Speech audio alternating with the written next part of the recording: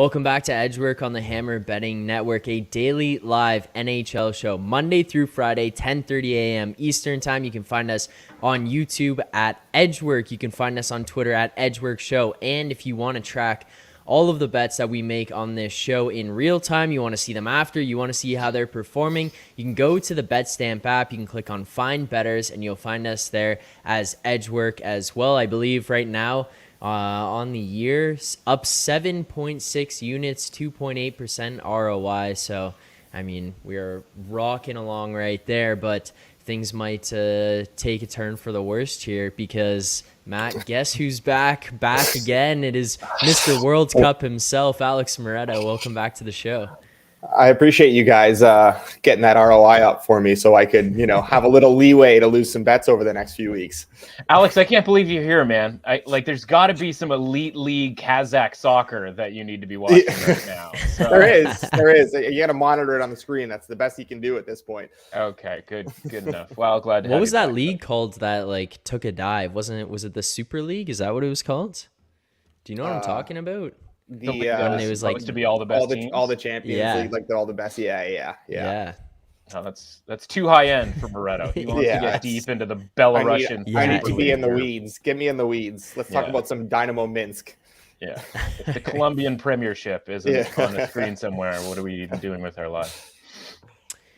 Well, before we even actually get into any specific hockey stuff, I do have a question for you guys. I was listening to something yesterday, and it was a well-known hockey person that came on, and they started talking about something, and I could not believe that they were so outspoken about it. They were saying that the hockey song by Stompin' Tom Connors, they hated the song. And I need to know your guys' thoughts on it because I was shocked. I grew up with that is the song, that is the hockey song in terms of hockey specific. There's obviously songs that are well associated with it or parts that we all grew up with, but the hockey song by Stompin' Tom, I found that hard to hate. You have to hate life to hate that song. I got to tell you, not a fan. Not a fan. There we go. I expect more out of us as a hockey community than the good old hockey game is the best game you can name. And the best game you can name is the good old hockey game. It's it's the nostalgia though, right? Of it, being in a rink when you're a kid and that you used to just love that song and, it was played every rink you were at, across Ontario. And now, now we're supposed to hate that? Do we hate our childhoods? I mean, hate is, as it always is, a strong word, but it's an objectively bad song. So if I didn't hear the gentleman talk about it, I didn't hear the context for it, but I imagine, I'd like to think they were doing so with a critical ear. And honestly, it's just not a very good song. It's nostalgic in the same way a lot of stuff, especially around this time of year, is nostalgic to young people and people who still want to be young. But by and large, the stuff that's going on right now at this time of year, it's pretty much all bullshit. Honestly, Zach, I thought you were gonna say that this person said it was offensive or shouldn't be played for some reason. No, I have a bigger problem with that. Here we go. I have a bigger problem with that. Am I about to get canceled at 10:30 on a Tuesday? Yeah. Bring it on. We're not canceling that song. We're just objectively looking at it like a song that it is, which is not a good song. Yeah, no, that did not happen. I would have had a much larger problem if that was the case. You never know these days. If we end up finding out that Stompin' Tom Connors was actually stomping women and children, then okay, we'll cancel. Oh yeah. As long as stompin' is more of a hoedown type of a term that he's used. I don't know. I haven't gone to the Wikipedia for Stompin' Tom Connors. It's been a while since I've spun through. I haven't read his autobiography just yet. Maybe I'll get it for Christmas. Yeah, and Jules in the chat here saying, "Imagine hating that song. Couldn't be me." Yeah, there you go. And if people do want to participate in the show, you want to leave comments, ask questions, make sure to head over to the YouTube. That is where we will see them. We won't be able to see them on Twitter, unfortunately. So make sure to go over to our YouTube, click subscribe, like this stream. You can turn on notifications as well so that you get notified every single time that we go live. There's a ton of hockey on tonight, so actual games that we can get into. We can break a lot of those down, give our best bets on this show.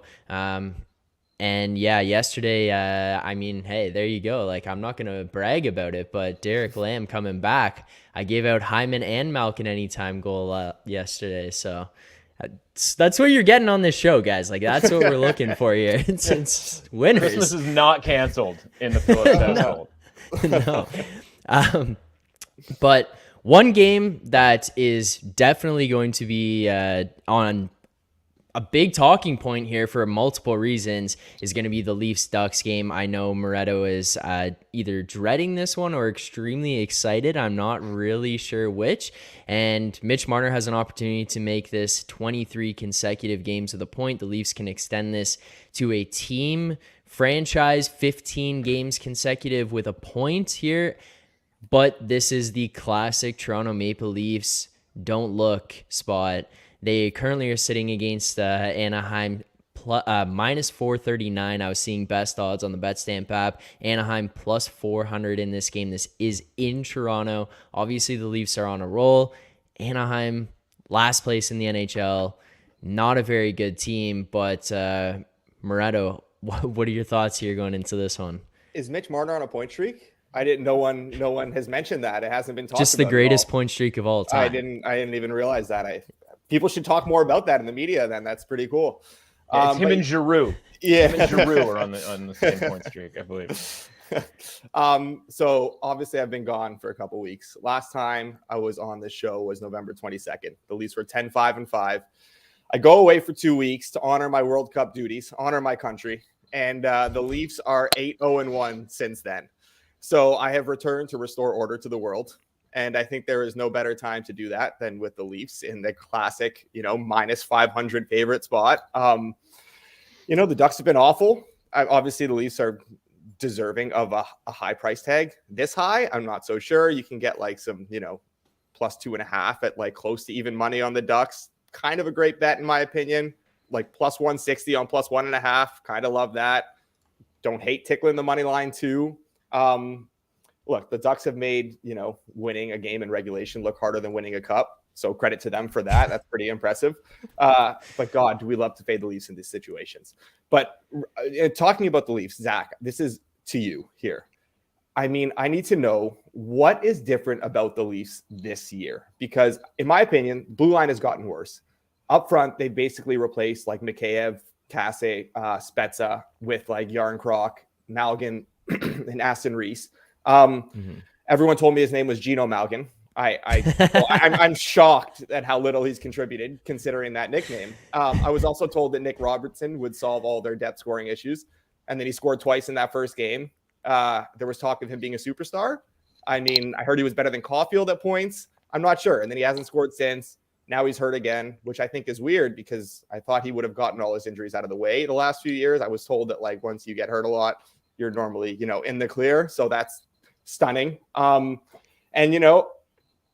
Then we want to talk about goaltending. Like there seems to be some sort of short memory for Leafs fans, but I remember, vividly this time last season, Jack Campbell was being discussed as like one of the best goalies in the league. There was talk of a Vezina campaign, and now we're kind of replicating that same storyline with Matt Murray. That short memory has kind of, we know how things tailed off with Campbell, and now, Murray, I mean, I think just like Robertson, he's got all his injuries out of the way the last few years, so he should be healthy. I don't think there's any reason to think that he'll get hurt or drop off at any point the rest of the season.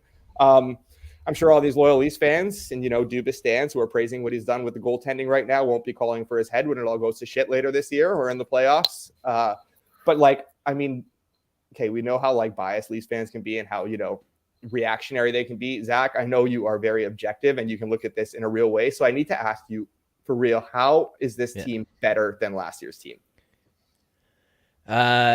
First things first, I just want to say on the Nick Robertson front there, I from the beginning, before the season even started, came out and was just like, this is not the piece that people think he is. I don't want to just like round of applause to myself, but like genuinely just watching that player, like I didn't see the hype.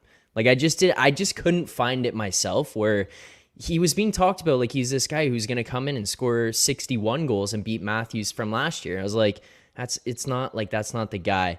But as far as why this team is better than last year, I think one thing is for sure, And it's going to sound a little bit cheesy, and I get that, but I think we're seeing a buy-in to playing better all-around hockey from the three guys of Marner, Nylander, and Matthews. John Tavares is a guy who every single game, every year is going to bring it. You're never going to question that guy for his effort, his intensity, or his commitment to playing like a solid hockey game offensively and defensively. Obviously, there's nights where he doesn't just have it. But in years past, you'd have those games where you come away like as a Leafs fan, like wanting to pull your hair out because you're watching the flybys and floating and not going into corners and pulling up on races from Nylander and Marner. Not as much from Matthews. He kind of had a little bit more buy-in than they did, but now it's kind of across those guys, you're seeing way more buy-in. Like I'm watching William Nylander go into corner battles and come away with the puck. Not just going in, but like he's going in, battling, winning battles. And I think to an extent that permeates through the rest of the group. Everyone can watch John Tavares do it. It says one thing, but when you watch the next layer of guys, the guys who are like the superstars in terms of points ahead of John Tavares, and you see them blocking shots. Austin Matthews is literally laying his body on the line, blocking shots, taking hits. And you see that start happening. I think it sends a message to everyone else a little bit more. So I think that's a piece of it. But the biggest piece to me is team defense.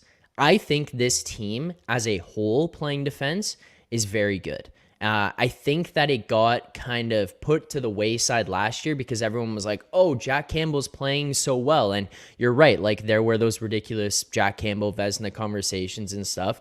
I do agree they were ridiculous. But I think that it kind of gets a little bit more emphasized when you see it this year in terms of like, wow, look how good these goalies are. Whoa, what happened with Jack Campbell? Well, you kind of start to see Toronto's defense as a team is actually pretty good. And last year they were one of the top teams defensively. And I think it's just taken a little bit of a step forward. Combine that with their top level players playing better defensively as a group. Those three guys kind of helps everyone else take that step forward. I think the biggest thing has nothing to do with their offense or that. It's the maturity in their overall hockey game, like how they play every night. That's fair. What sample though are like, because it's not a big sample so far, right? And like we've seen them go on these incredible stretches where they're like, you know, playing incredible defensive hockey, scoring their goals. And like it's still been like a small stretch. And like this is like classic Leafs to peak in, you know, November, December, and then kind of ride that out throughout the regular season. So like what is there reason to think that that's actually going to last and that's going to be different this year come, you know, April? Well, no. Like I'll just say quickly, sorry, Matt. I just say quickly, like, no. The answer is no to that. Statistically, there's nothing for me to sit here and like support that. Just as someone who watches it like night in, night out, I will say that to me, the difference is like eye test is they're winning the right way. And that is the cheesiest hockey thing to say in the world. I get it, but they're winning games the right way. Last year, they would have these track meet games and then they go on these stretches and it's like, oh yeah, they're winning a lot of games. This year, it's like, well, you want to play the shutdown game? We can play the shutdown game. You want to track meet? Like in the Calgary game, you want to come from behind battle? Like we can do that. We won't shut down. Like it has a different vibe when you're watching the game because it feels like they're playing the right way. Like even you come away from a loss sometimes, even in the Tampa one, and I walked away from it being like, well, we played a good game, so I think there's things to build on. Whereas before, I think a little bit of that difference was like, ooh, we probably shouldn't have won that one. And there's those weird things where it's like, how you're not playing right. But it's just an eye test thing. Like it's nothing to support it. It is a small sample size. You're correct. Yeah, the thing is, if we're looking for a large sample size, we're never going to get that at this time of year, right? We might as well just like shut this whole thing down and come back on like Valentine's Day and start the season with actual sort of, you know, verified opinions, if you will. And honestly, I hate to sort of go to bat for the Toronto Maple Leafs here, but like, yeah, what's done is done, right? Like the playoffs of years past, like that happened. That's not going to change by anything they do, not just in December or October or November, but even next spring, outside of like winning the Stanley Cup, right? Like eventually, probably they're going to lose. And then whether that's in the first round to a really good team or the third round to a really good team, like it's all just going to be the same thing. Now, all you can do is you can ask, this team or any team to be better than years past, i.e. like be a better quote unquote playoff team, or a team more ready to be, functional in the playoffs. So like if they are doing that, like that's kind of all that you can really ask from them right now. And for me, again, as somebody who is not eye testing this, because I don't watch every Montreal for Alex. You should watch every Montreal game. Well, I just know that Alex is like, I'm only watching the Habs the last couple of weeks because I mean, Morocco is in my dreams. By the way, thank you for your service, by the way, Alex, for your country. That's very good of you. But I only can look at it from a metric standpoint, and I have this team rated way higher than I did of them last season. Now, longer sample size, I imagine that you go on a run where you're 9-0-1. You're probably coming back to earth here at some point. But from a metric standpoint, like my numbers have them rated way higher than I did probably at any point last season. So at least they're doing something. Now, is that sort of definable by like this player is in the lineup and he wasn't here last year, or this player, that player, etc.? Like, no, probably not. But I think Zach's making the point where you go, yeah, if you have learned anything, and whether it took them like 4 or 5 whatever years to actually learn this stuff, like maybe they're finally maturing in that core that, you obviously mentioned Nylander, Marner, Matthews, from a defensive responsibility standpoint, that it isn't all just about getting Austin Matthews a hat trick so that he can make a run at 60 goals. Like maybe they have figured out that, like, honestly, you can win a game 2-1. You don't have to win a game 5-4. Now that's something that we have to watch play out, but like, that's what the games are for here at this point, right? To see whether this team or any other team, it applies to every team. We talk about the Canucks every second week, or maybe every week, in the same sort of way, where it's like the pieces all are pretty good, but they don't necessarily fit together. And that's kind of been the case here with the Leafs from a like playoff hockey standpoint. And maybe they are sort of getting it figured out and getting that playoff hockey sort of standard up. Now, maybe they've peaked too early, or all this sort of stuff that we try to kind of use to that's unlike them.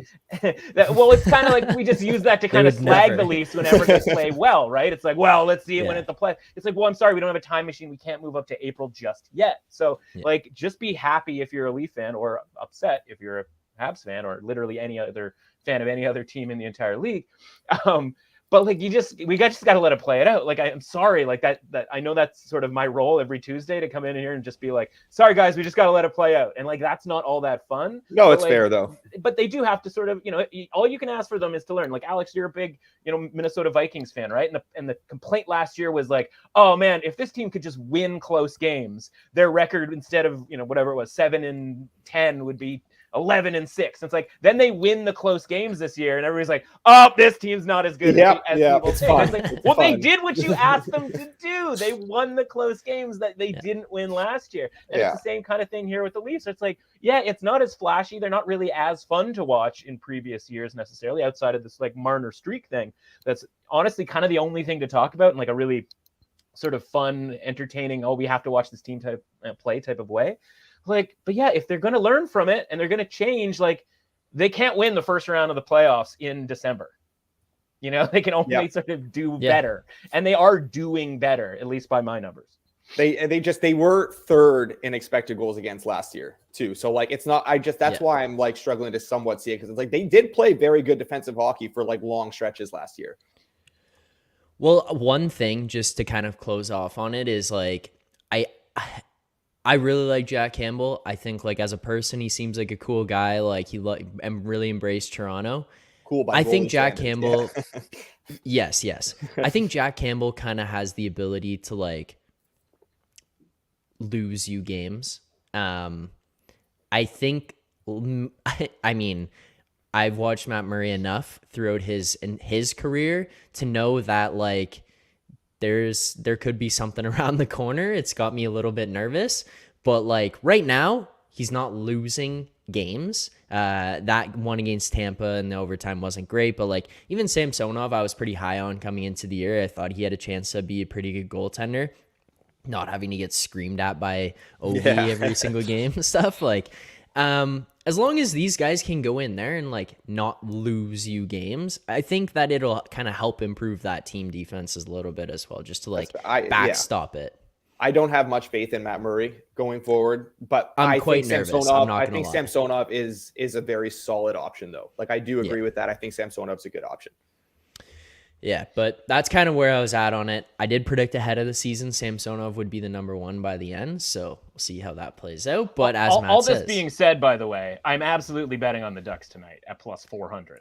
Yeah, I think you should. Like, I mean, what are we doing here? Yeah, like unless Emilio Estevez is behind the bench for the Ducks, and even if he if he's behind the bench, good point, right? And if that Charlie kid and the fat kid in net, like if those guys show up, like I still might be into it. But like at plus 400, and you make a good point, Alex, about the plus 2.5, right? Because you always want to be aware of the empty net goal situation. So I kind of think plus 1.5 is a sucker's game a lot of times, because it's like really you're just kind of hoping for overtime, and at that point you might as well just take the money line because you're going into essentially a coin flip situation. But yeah, plus 2.5 at around even money. I think there's a minus 110 there. That's a pretty good bet. Yeah. And then at plus 400, like I'm sorry, you're just obligated to do so. And by the way, I'm still riding the wave off of last Tuesday's plus 260 Anaheim Ducks win. That was the best bet for your boy. Yeah, we were slinging plus 260s while you were gone, Alex. No big deal. So haven't bet on the Ducks since. So maybe it's a Tuesday Ducks. I don't know, right? You get a 3-piece of Ducks on a Tuesday for a toonie. Well, we could lock in plus 2.5 here on it if we wanted to do that. Lock it in. That's minus 110. I think it would be irresponsible not to. Yeah, I think it's honestly a good bet. Like, I think there's a possibility this one is closer than this is indicating, and maybe you even end up with that empty net goal, but then you're at a 2-goal game by the end of it. All right, enough talk about the Leafs. I know that's what everyone came here for, but unfortunately we can't talk about them for the entire show. Another game that I was kind of interested in here tonight, because it's something Matt had pointed out before we got on the show, so I'm interested to hear his thoughts on it. But it's kind of the reaction to players being in and out, and this the Philadelphia Flyers team heading to Colorado to take on the Avalanche tonight. Flyers, best number was plus 200 going up against the Avs, minus 215. Philadelphia is just a very bad team. They're slightly ahead of Anaheim in the league standings at this point. Colorado is missing some important pieces here, most notably Nathan MacKinnon. But Matt, what is kind of standing out to you in terms of how the market's reacting to some of these guys being out? Like, you're looking at Nathan MacKinnon missing this game here tonight. He's going to be missing the next little while, and they're still heavy favorites against the Philadelphia Flyers. Yeah, for those who read my stuff over at The Score, sort of follow me, like a lot, especially this point in the season in the NHL and honestly most sports, I'm actually more interested in the stuff that happens in the market before the game than I am actually what happens on the ice, right? Because it's hockey, bounces, all of that sort of thing. And so when MacKinnon goes out last week, you go, okay, well, how is this going to affect the number for the Bruins game that was coming up, right? And I had that game lined around to pick them. It looked like that's where we were headed before the MacKinnon injury. And then it reopens. And I forget where it ended up closing, somewhere along the lines of Bruins, like minus 160, minus 170, something along those lines, right? And so you go, okay, we don't get these opportunities all that often. I mean, I guess MacKinnon has missed time or whatever, but especially without Landeskog as well, you go, okay, how does this change their percentage chance of winning this game, their implied win probability, et cetera, right? And you can read that off of that money line change. And it was about 11%. Now they went out in that game, I think they got shut out, and they were dominated at even strength. And then so you go, okay, well, what are we looking at here for this next game against the Rangers? Rangers game, sure enough, money line change of about 11%. And so, okay, like it's pretty clear that Nathan MacKinnon in the market, 2 odds makers, means 11% of win probability, which to me is honestly, outside of maybe Connor McDavid, kind of the highest you're going to find. Now, we'll see if Cale Makar ever misses time, but of course we would need MacKinnon to be back and Landeskog to be back to get a really strong idea of kind of where that all lands. But Cale Makar might be one that's actually higher than Nathan MacKinnon, along with McDavid. I'm sitting here kind of looking around going, like, is there any other singular player for one single game that would affect a money line probability as much as MacKinnon? Because even Austin Matthews, there's other dudes, right? Like we've seen Austin Matthews go out for a game or two, and it's like an 8-9% type of thing. All that is to say, we roll around to Sunday's game against St. Louis, and all of a sudden it's not 11% anymore. And they've lost 2 games. So it's not like it was like, oh yeah, they're going to be fine without Nathan MacKinnon, because I mean, just objectively that sounds kind of crazy, or subjectively that sounds kind of crazy. They almost lose that game. They tie it with 5 seconds left or whatever. Then they win the game in overtime. And so yeah, they played pretty well from a 5-on-5 standpoint, but they probably should have a 3-game losing streak coming into this game against Philadelphia. Now maybe because it's Philadelphia and Philadelphia is just not very good, that it just doesn't seem to matter, because the market just is kind of ignoring the fact that Nathan MacKinnon is out for this game with this price. Because if we had applied this 11%, or even do 10%, do 9%, I don't really care. But if you take 9 to 11% off of the Avalanche price here, they should probably be still favored, because Philadelphia is not a very good team. But how do we know that Colorado, without Gabriel Landeskog and without Nathan MacKinnon, are a particularly good team? So I would be looking at this number and thinking that we should we should have the Avs at like minus 140, something along those lines. Not because I think that should be the number, but that's because that's what the market has told us over the course of at least the first 2 games. Now, I don't know if something happened between that second game that all of a sudden they were just going to turn it around, or the forwards are going to, just be better. And that's why it hasn't been reflected in these last 2 games. So it's just kind of baffling to me. So at plus 200 for Philadelphia, I am obligated to bet on that, because I know what I think the price should be, because what the price has told me it should be in those first 2 games. And honestly, through 3 games, like I said, they should be, 3 losses in a row. So yeah, Colorado should be favored. It's Philadelphia. They probably should win the game. But by the way, they just lost to Philadelphia last week in Philadelphia. It's one of their 2 wins in the last 20 games. yeah, but which is 100% the case, and why this number is probably where the number is. But it's at minus 220, minus 230, without Nathan MacKinnon or Gabriel Landeskog, when you have priced them as home underdogs, again, obviously against better teams. How did we get here? Is it that bad for Philadelphia? Because as much as it might be that bad, they literally did beat them last week.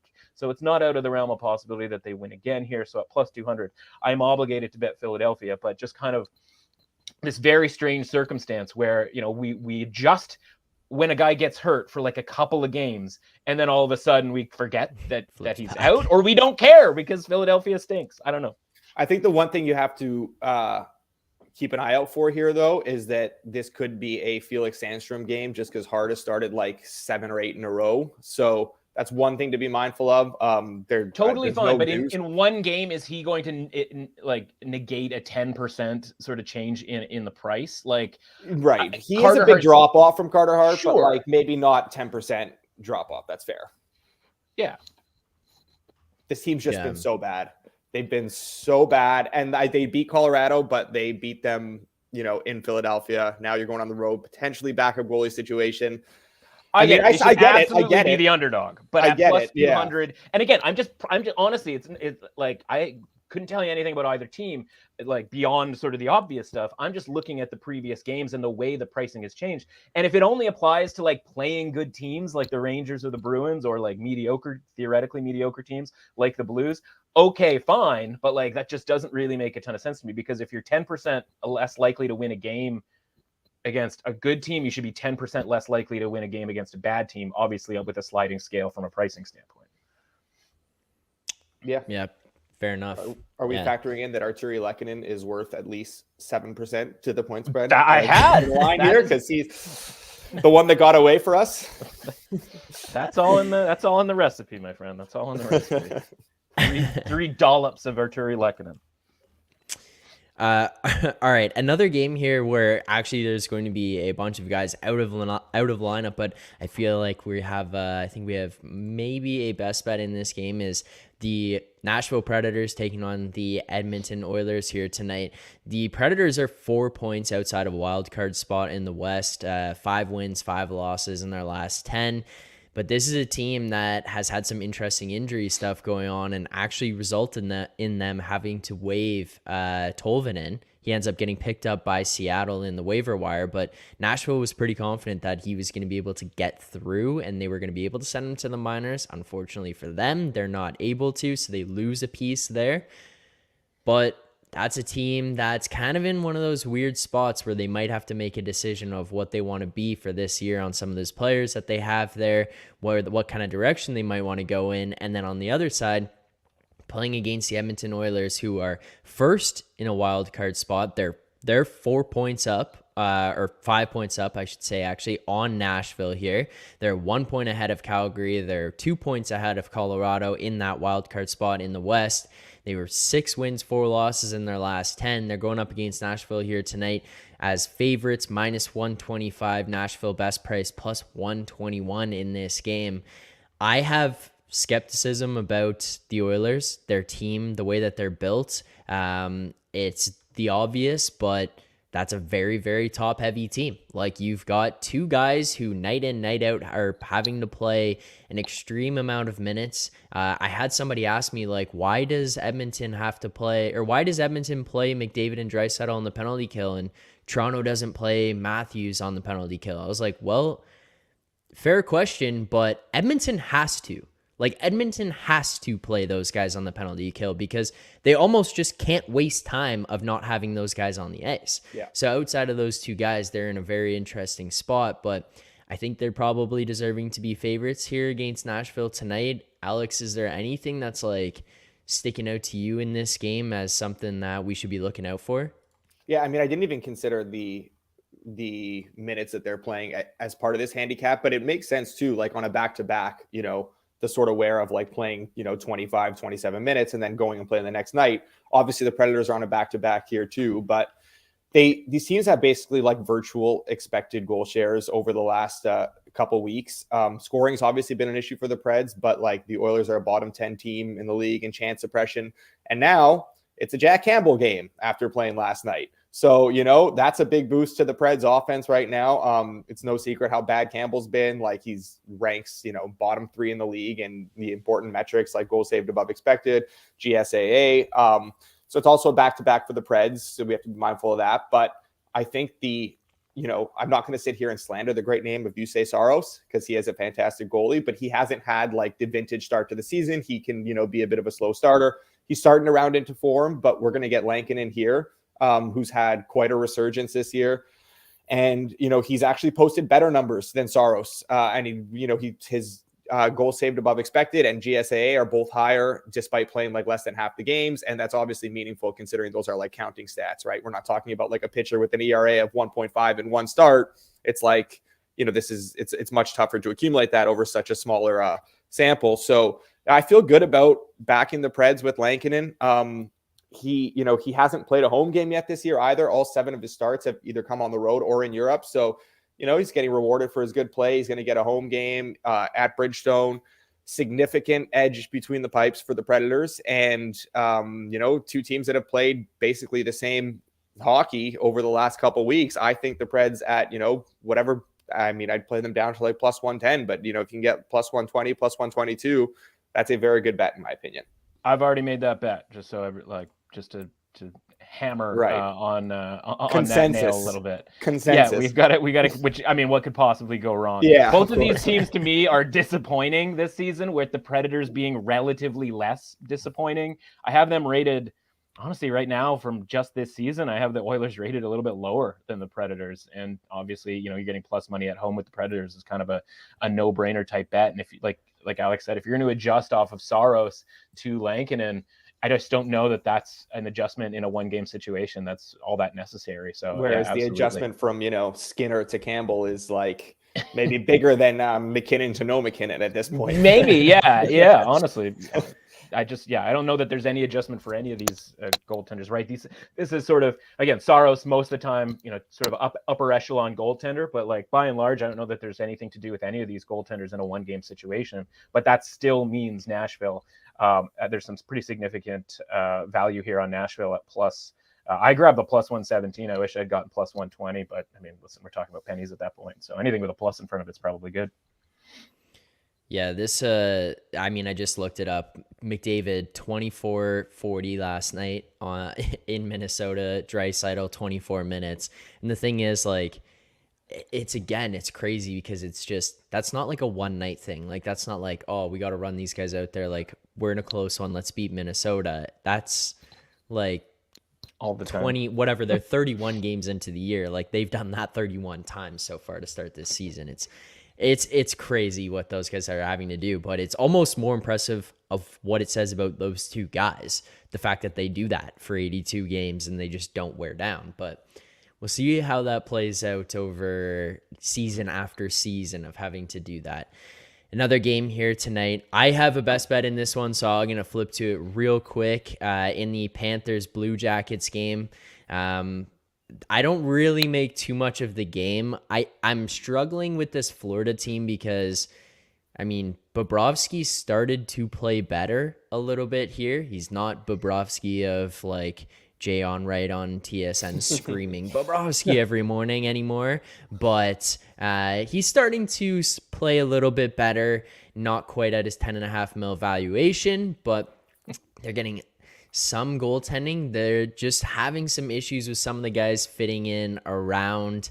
There's some level of frustration. I mean, you're seeing like Brian Lomberg going nuts and hitting guys from behind in the game against Seattle the other night and like losing his mind. And Paul Maurice is not necessarily had the greatest start there. I think that team should be better, but it's also you lost some big pieces. You traded away a bunch of big pieces, and some of that is going to be hard to adjust around.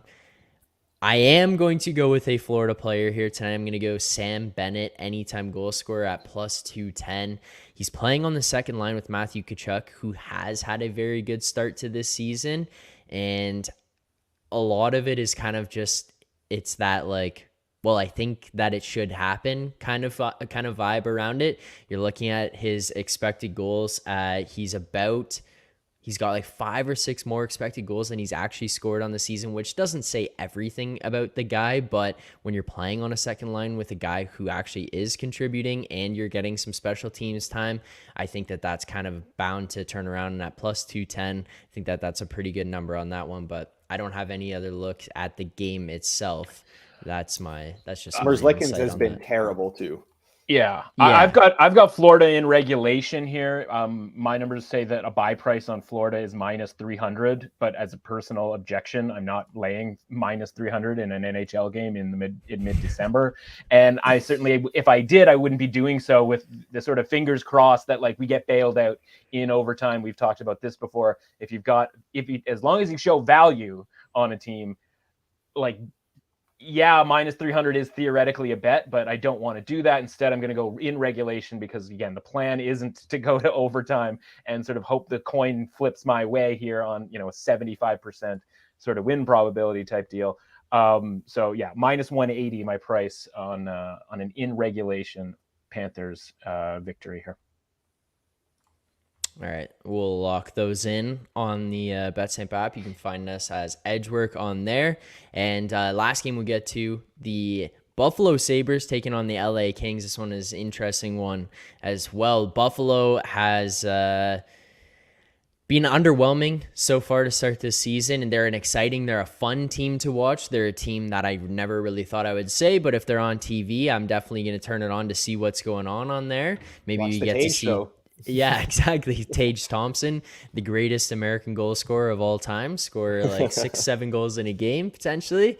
I'm just messing around, but he actually is incredible to watch. It is a lot of fun. But in this one, you're basically sitting at a pick-em between these two teams. LA third in the Pacific, they're slowing down a little bit. Part of that is because they don't have the goaltending. Like, they just don't have it.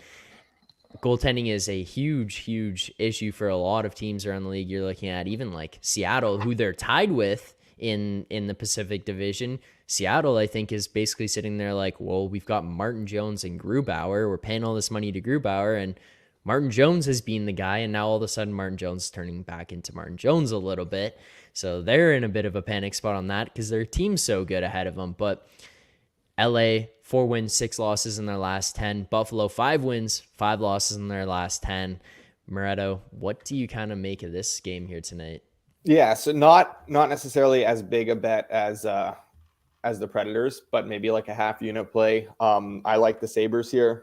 I think that You generally know what you're going to get from them this season. Outside of that bad losing streak, if you look at their schedule, they've basically beaten the teams they should beat and lost to the teams they should lose to. I think the Kings fall into the category right now, based on how they're playing, of a team the Sabres should beat at home, with the Kings in the middle of this like tough Eastern road trip. Since that losing streak, the Sabres have been a little bit above the middle of the pack in expected goal share over the last 3 weeks. The Kings are 19th in, over that same 10-game span. So yeah, I think that this is just a little bit of a good spot to back the Sabres. Minus 105 on Cool Bet looks good to me. I think that's a solid play. I'll tell you what, all you need to know about this game for me is I'm supposed to bet the Kings, but there is a giant hole in my spreadsheet where a Kings bet isn't right now, because again, like we've dealt with this, Alex missed out on history being made a couple of weeks ago. And I was the first person to ever on the Hammer Network or anywhere else, frankly, give out a bet, have the team that you bet on score 8 goals and lose the bet. So again, that's a plaque that's hanging up behind me somewhere. And then on Sunday, I bet on the Kings again against the Blue Jackets, and wasn't super locked into that game. Flipped over late, and of course it's 4-4, 5-5. I was just like, does this team have any goaltending whatsoever? And yeah. John Quick's in the net. I'm like, did he start in the net? Is he back in the net? Did they make 3 goaltending changes in this game already? So like the Kings, for a team that is like allegedly good or decent or mediocre, because of the goaltending, it's just like, I'm going to wait to sort of see where this ends up. And yeah, like if we end up getting into like plus territory with the Kings, I'm probably just going to have to bet it on sort of principle, but I completely understand it. Like the Sabres are probably going to score 6 goals tonight against the Kings. And I'll just be sitting there going like, what is the deal with this team? But yeah, I'm supposed to, but I am not, at least not yet. It brings up that interesting, like, I know we're way over here, so I'll make this very quick, but it brings up that interesting point of like, how quick should you be to react to some of these things? Like small sample sizes, but like sometimes you have to react quicker. And then that's the only way you're going to sort of beat the market and get those edges before the market's able to sort of react. And yeah, with the Kings goaltending situation right now, and their just defensive play in general, I think that we have to be a little bit quicker to react until we see a correction. Just quick story before we go on the goaltending. When I was in university, I was playing essentially intramural hockey, and we couldn't find a goalie for our team, so we put out like a Facebook post, and this guy responded. Nicest guy ever, showed up to every single game. He was from Winnipeg, actually, but slowest glove hand I've ever seen. Basically, the puck would go in the net, and then he would react to it. The Matt Murray glove. The Matt Murray. It was the Matt Murray glove, and it was sure like, it wasn't Matt Murray. It was like he had played with us the first year, wasn't great, was coming the second year, and one day I see him on campus, and he's wearing glasses, and I've never seen him wear glasses before, and I was like talking to him, whatever, and I was like, "Oh, do you always wear glasses?" And he goes, "Yeah, I just don't like them playing hockey. They fog up a little bit." And I was like, "Do you have contacts?" And he goes, "Nope." And I'm like, "Well, there you go." Like that would be that. But it's just goalies, man. It's Jonathan Quick. Quirky individuals. Let's get him to an optometrist. That is also the Facebook experience right there. Yes. Like you're gonna find a Facebook goalie that's what you're probably in for at that point. But well, unless Zach nicest guy commented on something, that would be the premiere. Yes. Why didn't you save more pucks, Jared? But all right, there you have it. If you want to see our best bets from today, you can go over to the BetStamp app, click the Find Betters button. You can find us there as Edgework. You can also find us on Twitter at Edgework Show, and you can find us on YouTube at Edgework. You can find this podcast after the fact as well on all podcasting platforms, as I have mentioned here, as Edgework as well, so you can find it after the live show. But if you want to watch it, you want to see the screen in real time as things are coming up, go over to our YouTube channel, click subscribe, click that bell, turn on notifications, and as well, like the stream. Thank you to everyone who tuned in here today. Greatly appreciate it. I will be back on Thursday, but Alex, Matt, thank you guys so much. I will see you back next Tuesday.